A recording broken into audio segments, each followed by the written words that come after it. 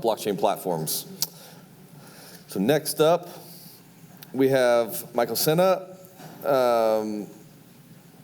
So Michael Sena is a product manager for UPort at Consensus. In previous roles, he designed and deployed consumer and enterprise technologies for some of the largest organizations in the world, and managed a portfolio of international financial securities, and launched a startup.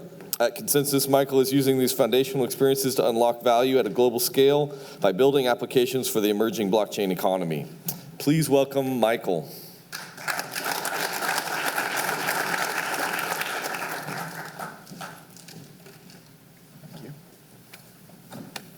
Hi. Thank you, Tyler. Sorry to interrupt again. We just we're opening the breakout session for lessons learned by IBM. If anyone is interested in going to that breakout session, they're about to start. My apologies, Michael. Cool. Thanks for having me. As Tyler indicated, I will be talking about UPort, which, like some before me, is an identity platform, although unlike Alex talking about identity for batteries and Hudson of identities for IoT objects and devices, UPort is largely focused on identity for individuals and apps or businesses. And so, as the title indicates, it's an identity platform secured by blockchain, and that's a key distinction that we'll go into. I'll just start up with two quotes from two sort of very different types of individuals. One, Edward Snowden. The biggest problem of the future is how do we return control of identity to individuals? And this isn't just a national or local context, this is global. And second, Tim Berners-Lee. So over the last 12 months, there's been a lot of incidents around data privacy and hacking, and the fact that we've lost control over our personal data is his number one problem with the internet. And so, when we're thinking about identity and thinking about the internet, why do both of these individuals think that it's broken or not working? I'll just throw up a few stats, sort of random, but 25% of the world is unbanked. And I think as we talked about yesterday, like unbanked isn't really the problem. It's just like they don't have access to financial systems. They have no government-issued identity, and so therefore can't prove who they are, and therefore excluding them from any sort of financial ecosystem. The UN, in its development objectives, declared identity for every human on Earth one of its objectives because of this. Second, around 2 billion identities or accounts were hacked in 2016. It seems like a high number, but when you consider that most people use the same username or email and password at least 10 or 15 sites, every one of these seemingly small hacks in the hundreds of millions of people is actually a much more systemic issue. Botnets, so the Mirai IoT botnet attack, I sort of put toasters on there, used to take down DNS, not really toasters, but basically the system administered username password infrastructure was taken advantage of and used in a malicious way. And last, Google and Facebook make a lot of money by collecting your data and selling it to advertisers. That's their entire business model. I'm not saying that Google and Facebook shouldn't exist, but I believe that people should have a piece of that, as do the two people I put quotes up from before. So this is just sort of a future, let's paint a picture of the future on why identity is necessary and why the current system is broken. So in a smart city, we're hearing interest from a lot of governments around the world about building completely smart cities and running pilots. I think China is investing like an enormous sum of money for some ghost smart city somewhere. And what this means is that identity is the most core component to any of this. Like if I'm an individual and I'm walking through life sort of authing myself into everything, sort of like just-in-time authentication all over, like the current infrastructure, one, doesn't support that. And two, do I really want Facebook and Google to be my identity provider that I'm using for everything, from starting my car to passing into the subway to, as Tyler mentioned this morning, to IDing into a building, to logging into my computer, to interacting and paying for coffee. Like all of these things require authentication on blockchain, and blockchain is the foundation of these cities due to decentralized trust and distributed trust and all of these things we talked about. Like we need this Facebook Connect-like functionality, but without Facebook. And so, as I just said, like, why do we need blockchain? Because it's about decentralizing this trust and opening accessibility. Like, we can no longer trust Facebook and Google to behave in our best interests. We, for the first time in history with blockchain, have the right and have the capability to own and truly own who we are. Some people will say, yeah, but PGP did that 20 years ago, and I'll go into reasons why that wasn't actually practical or feasible. So at UPort, our vision is that we're building networked infrastructure for trusted interactions everywhere, everything, everyone. And so it's basically creating this common identity platform where all of these sovereign identities or self-sovereign identities can effectively communicate. And so if we can build this type of network where, I think as Alex said, like, the blockchain doesn't know who you are. I've heard the same thing saying, like, no one knows your refrigerator on the blockchain. Like, if we can create this common platform where all of these identities are sort of on an equal playing field and able to communicate and authenticate to each other, it's going to empower this whole new revolution of digital independence for the first time ever, self-expression and inclusivity. So this is sort of what I mean when we just say secure decentralized identity platform. So I only put the first letter there to sort of indicate that it doesn't really matter what these things are. They're agents, they're objects on blockchain, they have an identity. P, by the way, if you care, is peers, B, business, G, government, SC, smart contract, doesn't really matter. They're all identities and they can all communicate. And so when we talk about this concept of a digital identity, people before, it's just a public-private key pair, right? And so, but it actually has to be a little more than that. Like, yes, if you have an IoT object, it can just be a private-public key pair. But when we're talking about identity for individuals that have distinct properties and have to be able to prove who they are contextually, this carries a lot bigger meaning.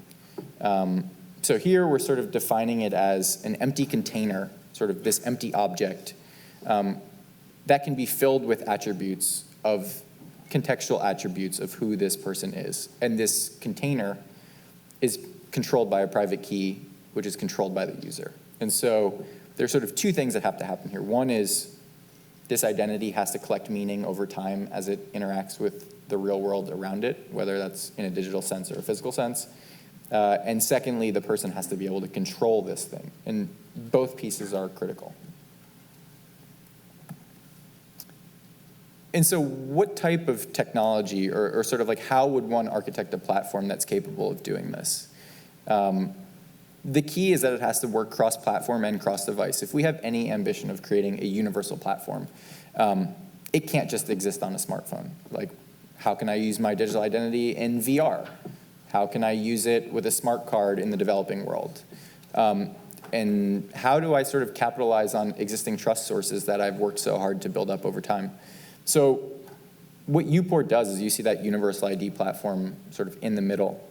And what we're working to do is sort of integrate all of these other existing trust sources and future trust sources into one space that can be used to authenticate yourself across blockchain dApps, apps, and traditional apps, and whether those exist on sort of public, private, permissioned, traditional, digital, or physical realms. And so, like, you need to be able to integrate what you currently have and use it all over. And I think that's sort of why this is such a big challenge, because it's really easy in one thing to just generate a key pair and control it from your phone or sort of control it from your desktop computer, but that system in no way will ever reach the scale that we need it to have the sort of transformative implications that it can.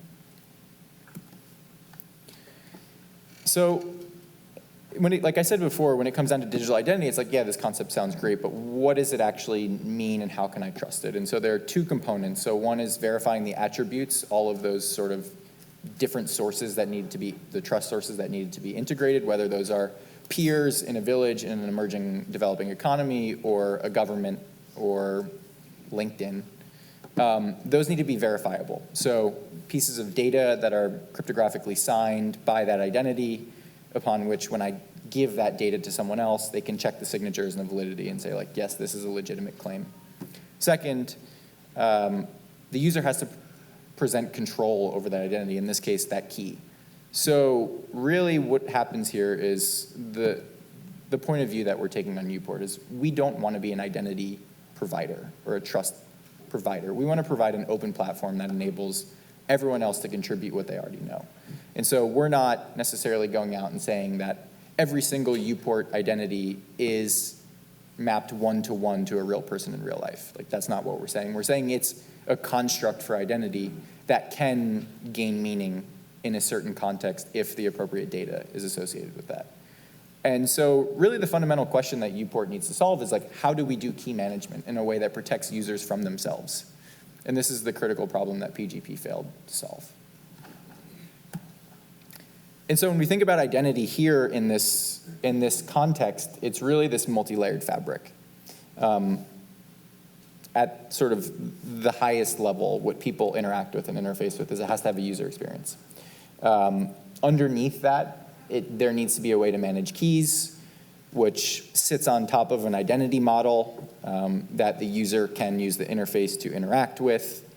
It has to sit on data standards, and those pieces of signed data have to be stored somewhere or many places.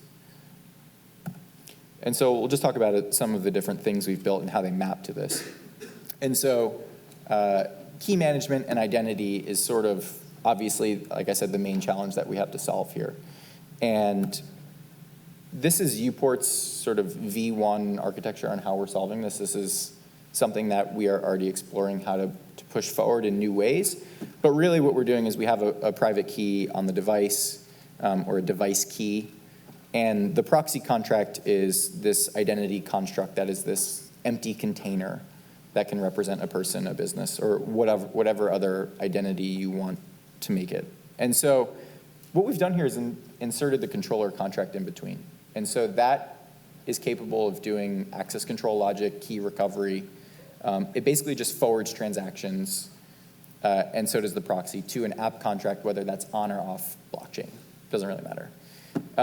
And so the controller contract here is sort of this key distinction that is enabled by Ethereum. And that's why I said in the beginning, we are a secure, decentralized identity platform that's secured by the blockchain because that's the best technology that we have today. The goal of any universal identity system is always to anchor identity or anchor trust in the most sort of meta layer possible. And Ethereum is that for us today. Not saying that there won't be something new, because as we just heard from Dominic and many others, like interledger protocols, there's a lot of stuff happening, but we should always be aiming to anchor in the most meta, and we can sort of integrate identity components that are distributed across multiple networks. The second piece are the credentials, or the verified attributes of that identity. And so we use existing schema standards, and we're working with other partners on data storage options like Microsoft. But here's how the general system works. And so you have the same controller proxy, but what I left out on the last slide is you have this sort of singleton registry contract in which proxies are mapped to IPFS hashes, they're mapped to autonomous Docker for identity data containers that are being developed. You can store credentials on device. Basically, you just need to, as the provider or as the user, decide what's best for you. Like, do you really want to pay for a self-sovereign data container? Do you trust IPFS? Is that production scale for you in enterprise? Do you want to trust the iCloud keychain and just store things on device that aren't that important? The key is that it's open and you can decide. And user interface, obviously, this whole thing has to be usable. Like, it needs to be usable by everyone, and the key thing is just protecting users from themselves. There are a lot of, like, every cryptographically backed application you use has a 12-word mnemonic seed. That's an option. It's not the best option.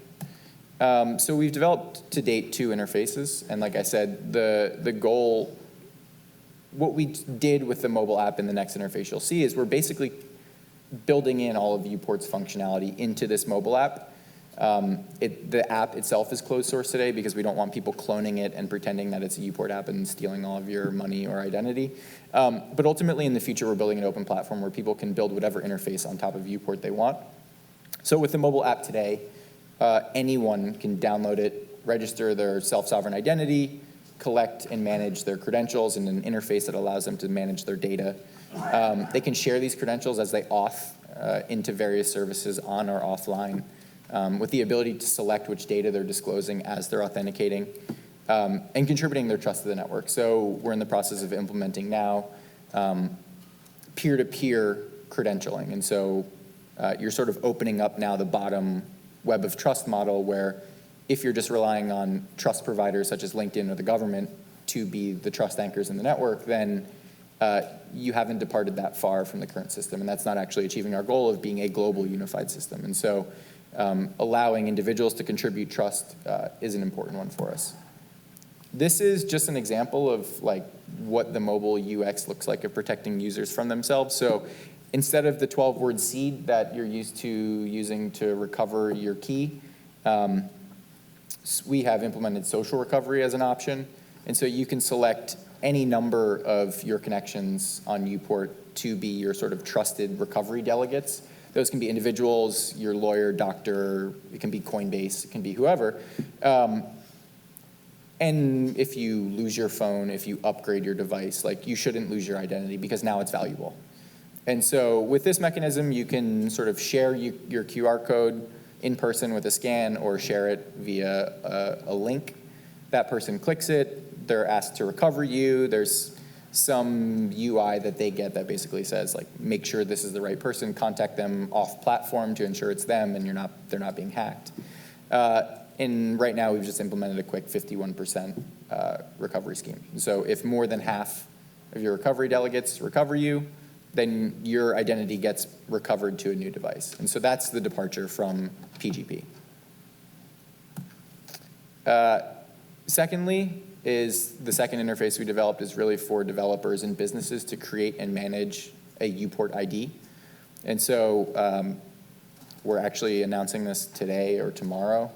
But it allows you to create a UPort ID with a private key and an address where you can now have and upload photos and upload your information so that when users interact with your service, whether that's just a contract or whether it's an entire business, your identity is presented to them in a way that's trustworthy on their device when they're interacting.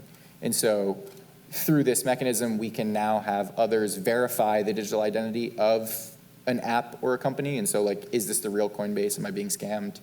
You can cryptographically prove that. And if it is of a company, they can upload many contracts. And so you can start to think about identities for smart contracts and identities for businesses, all managed here. So what have we built? Like I said, just to quickly recap, we have the mobile app, the app manager, UPort Connect, which is basically like the Facebook Connect functionality, the auth mechanism, credentials, which are libraries that allow you to save keys on servers and sign, contracts, which are sort of the decentralized backbone, including the identity factory, which creates the contracts, the identity contracts. We have UPort Identity, which is sort of the controller proxy paired identity contracts, and the registry. Additionally, in order to pull all this off in a user-friendly way, we had to build supporting infrastructure services, like fueling. Like, users to even use blockchain need to, one, have Ether, move it to their device, create smart contracts that represent identity, and then for every subsequent transaction they take that hits a blockchain, have to pay gas. Like, that won't scale. And so the platform sort of fuels and does messaging and communication, all of this stuff in the background, so it looks and feels like normal. We don't call it mining and fueling. It's just confirming. We sort of abstract all of that away, where as a developer, you can follow the link and go explore and see what went wrong if there was an issue. So here's just another screenshot demo quickly of this sort of demo application, and so you can see it more live and what it looks like. So here, all you would do is click Connect to UPort. What that does is then the site or the application is sort of encoding a transaction into this QR code, which you scan if you're connecting for the first time with your mobile app. Once you do that, you will receive a request on your device that basically shows up with the logo of the identity you're interacting with that they would have created on App Manager. It provides an overview of the credentials that that site is requesting for you to log in. Depending on the type of site, whether it's a requirement or a nice to have, you'll be able to unselect or select which specific name you want to use because, again, self-sovereign, you're in control. But the key is that all of these credentials are signed by someone else, right? A credential is no good unless it's like a preference credential if I signed it myself and give it to you proving my name is Michael, because like that actually doesn't tell me anything. So I log in, it logs me in, I click buy shares, perform X transaction. What that does now is it uses, the first time I logged in, it requested the ability to send me push notifications, and in this case, it's now pushing transactions, so we're eliminating all subsequent QR scans. It says buy shares, provides me details of the transaction, decoded from all the function calls and things that are in the code, presented in a user-friendly way, confirms and tells you you're successful or not. Here's the sort of overview of what credentials could look like. Here, it's basically just things that that site has verified about you or defining the relationship between you and them or giving you a certificate of completion for something like doing the UPort demo or taking a course online at Coursera. So some quick overview of use cases, and then I'll be quick to wrap. First one is for blockchain applications. Yeah, build better dApps. One of the core adoption problems of Ethereum is usability. Yes, scalability, but usability is right up there. And core to that is identity and transactions. And so UPort is the identity and transaction infrastructure for Ethereum. Today, we will be working to sort of scale out to other blockchains as well because a lot of the core functionality is the same. It's just handling addresses and gateways to other networks in the back end, but sort of keeping the same experience to the user.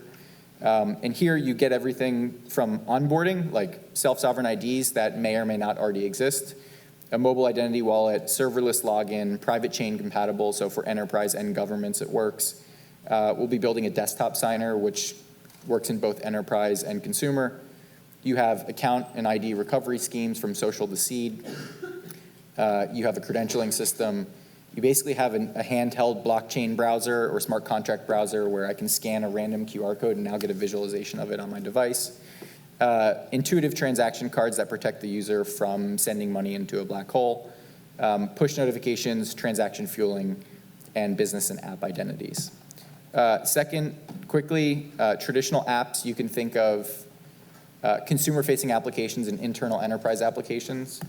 Let's talk about consumer-facing ones. Internal enterprise has its own set of conditions, but basically it allows any sort of business to run smarter. It can reduce overhead, can reduce inefficiencies. You don't have to double KYC people. Now KYC can be transitive between banks and financial services. If Bank A KYCs me and issues me credentials stating that, and I onboard to Bank B can make a micropayment now to Bank A for undergoing that cost to verify me as a real person. Or likewise, if I pay my credit card in full and on time every month, I get transaction receipts from all of these things, stored self-sovereign, which now makes them portable. And if I go to, let's say, SoFi, I can present a more complete image of me, and they can more accurately judge my creditworthiness and limit their losses, in addition to reducing all these compliance costs that we've harped on for 2 days now. Thank you.